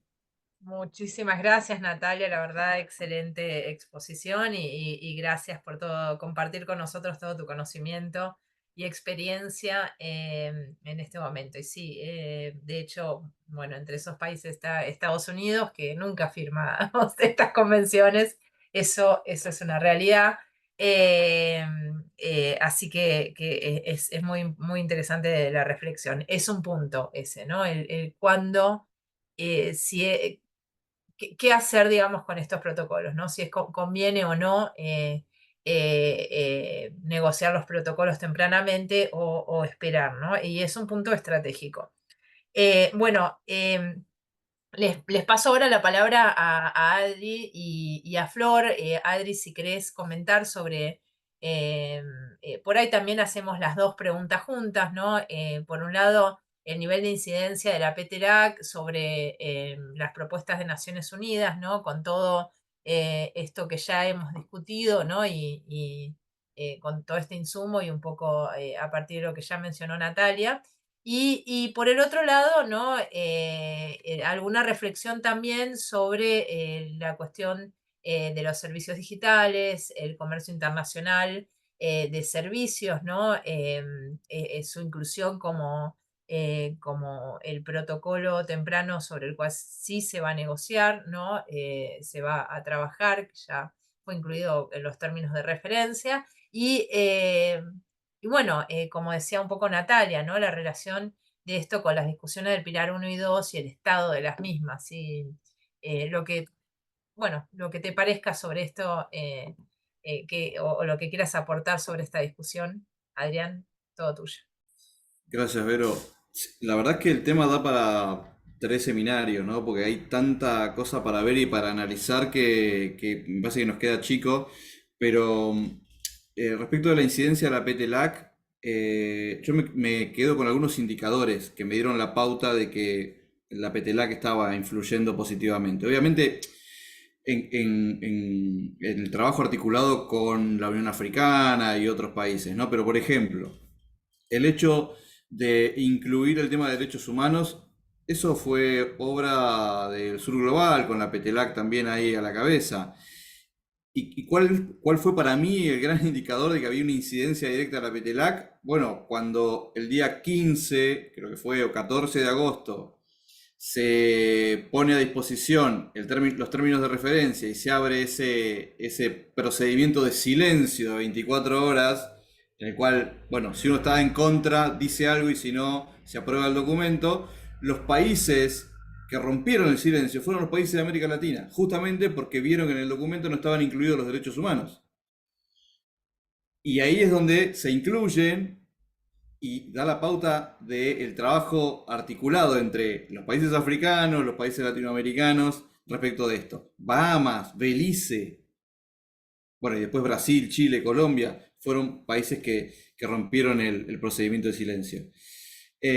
Por otro lado, la incidencia directa en decir en el recinto de Naciones Unidas que valoraban y querían incluir la participación de la sociedad civil en las próximas negociaciones. Y para nuestra sorpresa, el país que dijo eso fue Costa Rica, un país que, si quieren, no estaría dentro de los más progresistas de la región. Sin embargo, hizo una defensa abierta de la participación de la sociedad civil dentro de las negociaciones de Naciones Unidas con respecto a la Convención Fiscal. Bueno, ningún país de América Latina votó en contra. Ningún país de América Latina votó en contra. Argentina se abstuvo. Fue el único país que se abstuvo. Nosotros dialogamos con casi todos los países de la región y lo que sobrevolaba era, bueno, de la abstención, dicho así, ¿no? De la abstención se puede volver. De votar en contra es más difícil porque uno tiene que, bueno, sortear determinadas cuestiones, pero si uno se abstiene de votar, no está tan mal visto, digamos, ¿no? Uno es como que no entorpece el procedimiento porque los votos a favor, que fueron 110, ya es como que de alguna manera los términos de referencia estaban aprobados. Después me parece que hay, lo decía Natalia, ¿no? Como un gran desafío, como un enorme desafío entre lo técnico y lo político. Y en el evento que hicimos ahora en Chile con las administraciones tributarias se vio mucho eso. Nosotros hablamos de grabar la economía digital, hablamos de grabar criptoactivos, de poder determinar dónde, cómo se graban, determinar qué son. Y las administraciones tributarias nos miran como diciendo, esperen que todavía no tenemos gente en un área, por ejemplo, de tributación internacional para poder determinar o indagar respecto de algunos acuerdos. Falta capacitación técnica en las administraciones tributarias, falta personal, ¿no? Falta recurso humano. Y ese recurso humano tiene que estar capacitado porque todo avanza a un nivel que hace imposible que las administraciones tributarias puedan seguir ese trabajo. Sobre todo cuando nosotros desde la sociedad civil planteamos una articulación a nivel global de países y a nivel nacional la articulación es muy pobre entre las cancillerías, los ministerios de Economía y Finanzas, las administraciones tributarias. No hablo solamente de Argentina. Hay muchos ejemplos en América Latina. La articulación de organismos adentro de los países a veces es muy, muy difícil y muy complicada y eso hace que automáticamente se generen demoras y dilaciones de cosas que deberían funcionar mucho más rápido. A ver, ¿qué otra cosa más respecto de la incidencia de la PETELAC? Bueno, no, básicamente eso. Creo que el incluir un lenguaje vinculado con el desarrollo económico, con el respeto por los derechos humanos, este trabajo que ojalá se siga profundizando con los países de la Unión Africana. Bueno, ahí hay mucho trabajo para hacer. Y quizás tengamos que empezar al revés, ¿no? Yo recuerdo que cuando trabajábamos también desde la sociedad civil por la consolidación del GETIF, que era el Grupo de Trabajo de Integración Financiera de la UNASUR, fuertemente para que los países discutieran dentro de ese grupo de trabajo que lideraba Argentina. Si bien la UNASUR iba cambiando la secretaría, Argentina se quedó con ese grupo de trabajo. Bueno, tenemos ese recuerdo que no fue del todo bueno, porque no se logró una articulación, no se logró un trabajo mancomunado de los países. Ojalá que esta vez, empezando al revés, empezando por temas más técnicos, lleguemos a la consolidación de un músculo político que nos permita, bueno, tener otro tipo de diálogo y otro tipo de consensos. Me imagino quizás en la CELAC, no lo sé, pero creo que este espacio de PETELAC es muy positivo, lo hemos visto en Naciones Unidas y lo vemos nosotros habitualmente. Bueno, con Vero y con Flor compartimos el espacio del Consejo Consultivo de la Sociedad Civil ahí y también vemos cómo viene avanzando fuertemente. Bueno, muchas gracias, Adrián. Sí, la verdad, varias cuestiones ahí, ¿no? La necesaria capacitación y continua capacitación. Cuando yo estaba en la administración tributaria en AFIP, recuerdo una conversación con un colega, un compañero, otro director de otra área, ¿no? Que me decía que él no se podía dar el lujo de involucrar a su equipo en capacitaciones. Yo estaba como directora de Fiscalía Internacional, yo le decía, yo no me puedo dar el lujo de no capacitar al equipo, porque es algo, entonces es una lucha contra reloj continua de estar capacitando todo el tiempo porque las temáticas se complejizan a medida que uno habla. Es algo, desesperante a veces. Y también este diálogo, ¿no? Entre las distintas áreas de gobierno. Creo que hay una natural dificultad que tienen todos los países, esto cabe decirlo, ¿no? Cuando uno habla con Cancillería, y eso es algo interesante de este espacio de Naciones Unidas, porque en Naciones Unidas los representantes permanentes de Naciones Unidas son personas de Cancillería, en general gente de carrera de Cancillería, que de temas tributarios quizás no está dentro de su métier, no está dentro de las cosas que trabajan y estudian, ¿no? Entonces, la verdad es que frente a lo que decías, Adrián, esta es una oportunidad, ¿no? Visto desde el lado positivo, una oportunidad para un mayor involucramiento, ¿no? Porque luego pasa en estas discusiones del marco inclusivo de la OCDE, por ejemplo, ¿no? Cuando se discutió en las 15 acciones del plan de acción BEPS, ¿no? Y se acordó la firma de un convenio multilateral al que se han sumado más de 100 países, digamos, ¿no? Ya no recuerdo cuántos van, 150, no sé la cantidad de países que hemos firmado, no recuerdo el convenio multilateral, que también modifica, ¿no? Incorpora modificaciones a partir de su ratificación a los convenios para evitar la doble imposición. Sin embargo, ¿qué ocurre? Luego ese convenio requiere ser ratificado, requiere pasar por todas las áreas, o sea, por Cancillería, por las áreas legales, ¿no? de Presidencia de la Nación, en el caso de Argentina, llegar al Congreso, que el Congreso entienda y decida sobre ello, es casi un imposible. Quizás en este marco de Naciones Unidas, el involucramiento necesario de otras áreas de gobierno permita, ¿no? Agilizar un poco esos procesos que si no pueden tardar años, ¿no? Porque ese es uno de los problemas justamente de la Convención Multilateral, ¿no? Antes de pasarle, ya le voy a pasar la palabra a Flor sobre esta pregunta también, pero quizás quería profundizar un poquito más sobre algo que también ya dijo Natalia, ¿no? La mortandad del Pilar 1, qué tan muerto está el Pilar 1. Justamente en junio parecía que la OCDE convocaba a una ceremonia de firmas para el importe A del Pilar 1, ¿no? El importe A, recordemos, refiere a la distribución de derechos tributarios entre los países, ¿no? Es una suerte tiene una suerte de tasación unitaria con una alocación en base a fórmulas de las ganancias de un conjunto de multinacionales que superan los 20.000 millones de euros en ventas. Que plantea la distribución, la alocación de las bases imponibles entre los distintos países en función de las ventas que estas multinacionales tienen en ellos. Y que, bueno, según el importe A, ¿no? Se distribuyen el 20% de las ganancias que superan el 10%, ¿no?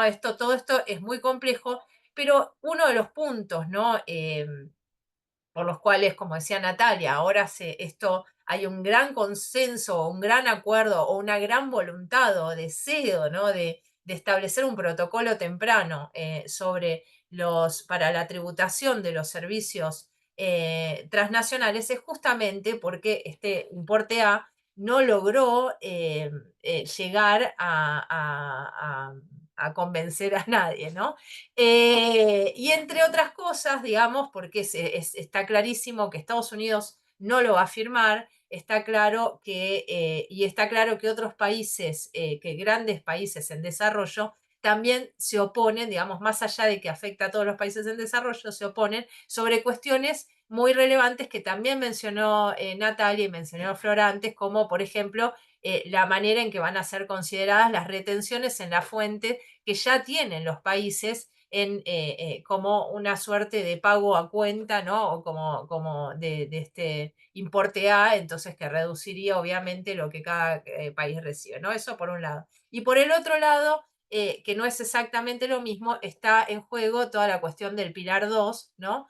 Que el Pilar 2 sí tiene como ya mayores voluntades de países que van a adoptar algún tipo de versión del Pilar 2, porque los países europeos han acordado ello, Japón también, distintos países están legislando sobre distintas variantes del Pilar 2, más allá de que no acuerden, no vayan a firmar necesariamente esta norma general de sujeción a impuestos, ¿no? Que se plantea bajo el Pilar 2 y que es bastante limitativa para los países en desarrollo, que a veces incluso en sus convenios tienen mejores condiciones que las que les plantea el marco, que les plantea el Pilar 2 como posibles, ¿no? Pero bueno, quería hacer estas menciones porque por ahí son cuestiones bastante técnicas, pero que están en discusión, ¿no? Que están ahí y que forman parte también de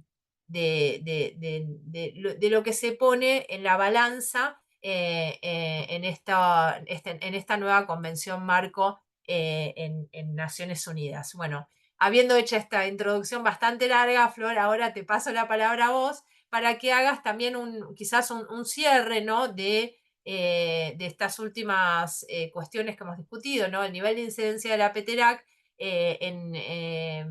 sobre las propuestas de Naciones Unidas y el futuro de la efectiva cooperación tributaria internacional frente a estos planteos que se hacen, ¿no? Justamente hay como un gran, ¿no? Cada vez que toman la palabra los países OCDE en Naciones Unidas, refieren a la necesaria, a una necesaria coordinación con el marco, o a lo que ellos entienden como una necesaria coordinación con el marco inclusivo de la OCDE en relación con el Pilar 1 y Pilar 2, digamos, porque a veces no lo dicen en voz alta, no lo dicen con claridad, pero lo que quieren es justamente llevar el Pilar 1 y el Pilar 2 ahí y terminar teniendo un acuerdo en Naciones Unidas, mientras que los países en desarrollo en eso van con un poco más de cautela, ¿no? Porque han observado que la manera en que se tomaron las decisiones, como mencionamos hasta ahora, en relación con en el marco inclusivo de la OCDE, no fueron favorables a sus intereses, ¿no? Entonces, es un punto bastante, ¿no? Te lo planteo así también, Flor, si querés hacer un comentario sobre esto, es justamente una de las cuestiones que ha generado mayores discusiones, ¿no? en la en el comité ad hoc para la discusión de los términos de referencia de la Convención de Naciones Unidas, ¿no? De Cooperación Internacional. Ay, no, hay como un millón de posibles cosas para decir, pero también ya estamos hace casi 2 horas, así que voy a tratar de ser breve y enfocarme en lo que me parece más importante. Yo creo que, empezando por la incidencia, a mí me parece que hay un punto que, en fin, de lo que mencionaron, de los diferentes grupos dentro de los países que discuten temas tributarios o que no discuten y la importancia de involucrar a diferentes organismos en el proceso.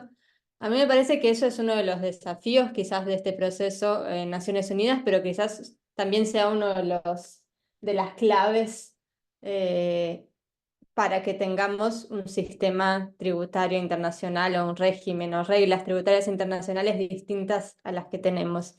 Nosotros sabemos que las instituciones son también las personas que las hacen, entonces tener más sujetos involucrados con perspectivas diferentes, con principios que los guían diferentes, es importante para llegar a un resultado diferente en el marco de las Naciones Unidas. En ese sentido, me parece que es muy positivo que Cancillería se involucre más, que actores políticos se involucren más, vía Petelac, por ejemplo, sociedad civil, academia, etc. Me parece que la Petelac en ese sentido es una organización de nivel medio, si uno quiere, que tiene un potencial de ser ese foro de generar espacios comunes o compartidos para discutir esos temas, que es súper importante. Y yo creo que ya conseguimos ver algunos resultados, como marcaba Adrián.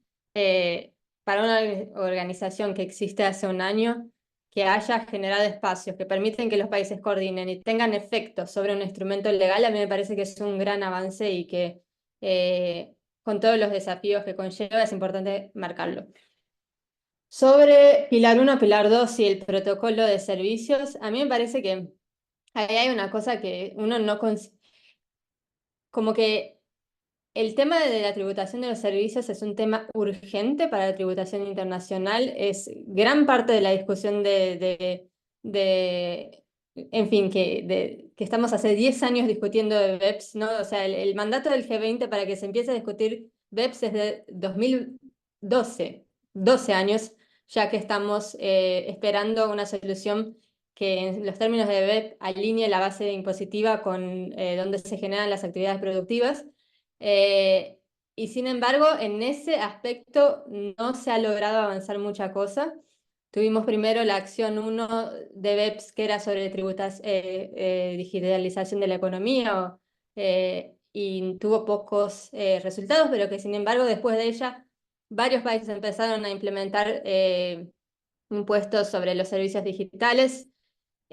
Con la presidencia de Trump, eso generó también un escenario donde Estados Unidos amenazaba con tarifas a los países que hacían eso, y Irán, o sea, uno de los principales motores por tras de la iniciativa de 2 pilares es justamente un conflicto entre Francia y Estados Unidos alrededor de la tributación de servicios digitales. Y ahora estamos desde que empezó eso, 2019, ya van de nuevo varios años y no conseguimos lograr eso. Nada, ningún avance, principalmente ahí enfocándome más en Pilar 1, justamente porque Estados Unidos no va a firmar, no va a ratificar, y eso implica que todos estos recursos, tiempo, en un contexto de urgencia, no fueron eficaces en solucionar ese problema, lo que hace casi como que obvio que este sea uno de los temas elegidos como protocolo inicial, porque es urgente. O sea, estamos hablando, por ejemplo, semana pasada salió el fallo de la Corte Europea de Justicia sobre el caso Apple. Estamos hablando de 13.000 millones de euros que Irlanda ni siquiera quería recibirlos, pero que ahora la Corte Europea decidió obligar a Irlanda a que reciba una multa de Apple por sus prácticas elusivas. Es un caso de 2016, ese que ahora llega a la Corte Suprema. Claramente el sistema que tenemos hoy en día, que puede ser que haya algunos cambios desde 2016, pero que son cambios muy marginales y que no dan abasto de responder a esta urgencia que los países tienen para tributar esta parte de la economía, que son los servicios transfronterizos, y que, en fin, aunque los países puedan responder a esto de forma doméstica, ¿no? Implementando impuestos sobre servicios digitales, muchos países lo hacen, incluso en la región hay varios que tienen algún tipo de impuesto sobre... Eso implica estar vulnerable a sanciones económicas de Estados Unidos. Ahora tampoco sabemos qué va a pasar en la presidencia de Estados Unidos, que también siempre es clave entender lo que pasa en términos de política doméstica de Estados Unidos para entender lo que pasa en el resto del mundo, en términos tributarios. Dependiendo de lo que pase ahí, los países pueden estar más vulnerables a algún tipo de sanción, y además no es ideal que cada país haga una cosa distinta, porque eso es más complejo. Entonces, la idea de tener un protocolo en el cual los países puedan coordinar o por lo menos proteger su soberanía tributaria en términos de servicios digitales, me parece que sería un avance muy grande, y para Y ahí grande no solo para los países en desarrollo, esto es una preocupación central para los países europeos también, ¿no? Y yo creo que por más que sea un tema difícil de discutir, hay algún potencial de buscar alguna solución que también funcione para este bloque que, en fin, está hace muchos años lidiando con este problema. De nuevo, Pilar 1, Pilar 2, uno de los principales motores de este proyecto fue un conflicto entre Francia y Estados Unidos. No es que Francia ahora está todo solucionado. Canadá ahora está sufriendo sanciones de Estados Unidos por su impuesto digital también. Entonces, como que no es un tema que atraviesa no solo países del norte y sur global, pero también dentro del norte global. Y me parece que la construcción de alianzas ahí es clave para que la solución de Naciones Unidas sea, en fin, adoptada por un gran número de países, porque también sabemos que si muchos países adoptan una iniciativa, mantenerse afuera es más costoso, ¿no? Entonces, en fin, creo que voy a parar por ahí porque me imagino que todos están bastante cansados también, pero muy, muy agradecida por este espacio y la verdad muy lindo dialogar sobre estos temas con todos. Muchas gracias, Flor. Sí, la verdad es que ahí creo que en lo último que decías hay un punto, ¿no? Que yo también lo vi, que me parece, ¿no? Que sobre la cuestión de los servicios, de la tributación de los servicios transfronterizos, por un lado, el norte global ve que no habiendo un importe A del Pilar 1 que haya sido firmado ni ratificado, digamos, ellos se encuentran en problema, porque los principales adoptantes de un impuesto a los servicios digitales son países europeos, son países del norte global, más allá de que hay algunos países del sur global, pero en general los países del sur global eligieron otras fórmulas, en general, ¿no? Hay de todo, pero en la general eligieron una retención en la fuente, ¿no? Que digamos, la retención en la fuente como tal está afectada por los convenios para evitarla o se encuentra limitada en sus posibilidades de ser aplicada por los convenios para evitar la doble imposición que tienen firmados los países, mientras que el impuesto a los servicios digitales no. Entonces ahí hay una cuestión, ¿no? Por ese lado. Y por el otro lado, para los países del sur global, la realidad es que los países del sur global somos importadores netos de servicios. Y este problema no hace más que aumentar, porque con la digitalización de la economía, la importación de servicios para nuestros países es un problema cada vez mayor, por más que también exportemos servicios y estemos exportando cada vez más servicios. Pero la deslocalización de las actividades lleva a un aumento continuo de esta importación de servicios y a una disminución en la capacidad de los países para resolverlo de manera unilateral, por más que puedan adoptar medidas defensivas como una retención en la fuente, ¿no? Pero no siempre es posible resolverlo de esa manera. Entonces, creo que ahí hay un punto bastante importante y creo que ahí todos, creo que para cerrar un poco, ¿no? Justamente, y sobre algo que también mencionaba Adrián, sobre la posibilidad de revertir o no revertir, ¿no? De determinadas, un voto negativo o un voto o una abstención, bueno, algo que se ha visto, que muy interesante también, que se vio en esa segunda sesión, de los términos de referencia, fue que los países europeos, en vez de votar en contra, se abstuvieron. Y creo también porque observan que, bueno, de la manera que el sur global observó en su momento que no podía evitar sentarse a la discusión del marco inclusivo de la OCDE, los países del norte global también observan en este momento, creo yo, que no pueden evitar sentarse a esta discusión, ¿no? Así que, bueno, con eso cierro. Hay algunos comentarios en el chat que un poco han sido abordados de distintas maneras. Así que, bueno, con eso me parece que podemos dar por concluida las jornadas de hoy. No sé si, Mariano, querés hacer algún comentario final, si estás por ahí. No, Verónica, está perfecto. Buenísimo. Bueno, muchas gracias. Con esto cerramos justo en las 2 horas. Muchísimas gracias a todos y a todas, a Adrián y a Florencia, bueno, a Natalia que ya se fue por sus excelentes comentarios, exposiciones, porque siempre lindo escucharlos y escucharlas. y a todos ustedes que estuvieron atentamente escuchando e introduciendo comentarios también en el chat que sirvieron un poco para guiar las exposiciones. Muchas gracias nuevamente.